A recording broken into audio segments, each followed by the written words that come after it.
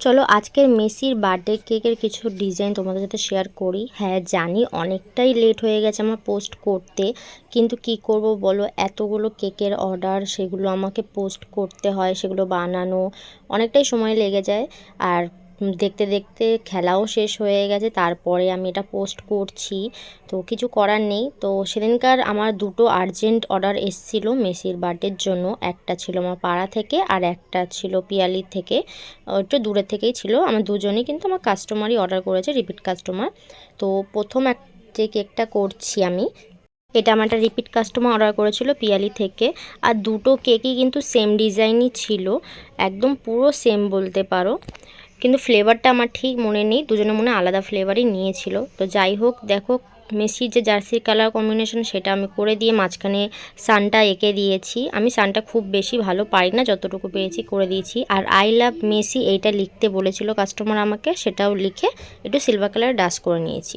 তারপর সঙ্গে সঙ্গে কাস্টমার চলে এসেছিলো, কাস্টমারকে আমি দিয়েও দিয়েছি ডেলিভারিটা।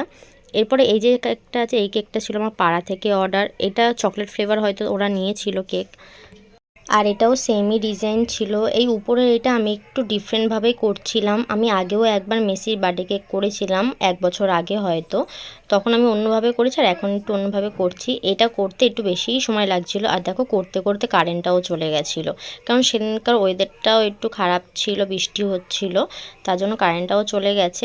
তো যাই হোক, কারেন্ট না থাকলেও আমাদের কাজ করতেই হবে, তো আমি করে ফেলছিলাম। ওরা একটু রাত করেই কেকটা নিয়েছিল, তাই আমি বেশি তাড়াহুড়ো করিনি, আস্তে আস্তেই করেছিলাম। আর মাঝখানে সেই সূর্যটাই আমি এঁকে দিচ্ছি। এই সূর্যটার মাঝখানে একটু মুখও আঁকা থাকে, কিন্তু সেটা না ঠিক মতন আমি পারি না, তাই আমি কাস্টমারদের বলেই দিয়েছিলাম যে সেটা আমি ঠিক মতন পারবো না, আমি জাস্ট সানটা এঁকে দেবো। তো কারোরই কোনো ডিমান্ড ছিল না সেরকমভাবে, তো বলে দিয়েছিল তুমি তোমার মতন করেই করে দাও। তো সেভাবে আমি করে দিয়েছি। লাস্টে সিলভার কালারের ডাস্ট করে নিচ্ছি। আর এই কেকটার নিচে লেখা ছিল মেসি তার 10, মানে 10 তার জার্সির নাম্বার, তো সেটা আমাকে লিখতে বলেছিল। লাস্টে সিলভার কালারও ডাস্ট করে নিয়েছি। দুটো কিন্তু একদমই পুরো সেম টু সেম ছিল, দেখতে কিন্তু খুব সুন্দর লাগছিল। এই যে গ্লাস কেকগুলো দেখছো, এগুলো কিন্তু মেসির বার্থডের জন্যই ছিল। এই কেকটা যে নিয়েছে তার ফ্রেন্ড মেসির ফ্যান ছিল, ওর জন্য আমাকে এই কেকগুলো অর্ডার করেছিল, গ্লাস কেক। বেশি বড় করে সেলিব্রেশন ছিল না, তাই আমার কাছে এই গ্লাস কেকগুলো অর্ডার করেছে। নিজের মতন করে কিন্তু পুরো কাস্টমাইজ করে নিয়েছে।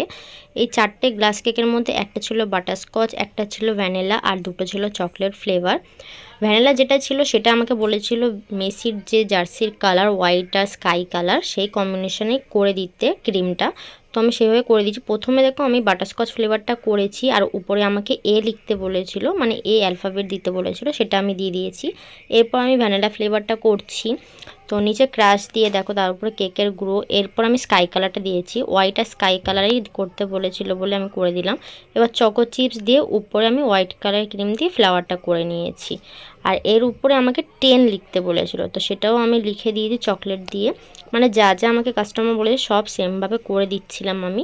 এরপরে একটা চকলেট ফ্লেভারের গ্লাস কেক আমি করছিলাম।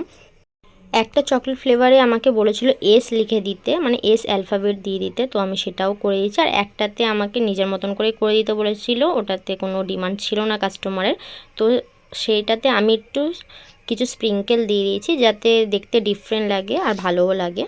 তো সেভাবে করে দিয়েছি, আর কাস্টমারের সুন্দর একটা রিভিউ শেয়ার করে দিলাম।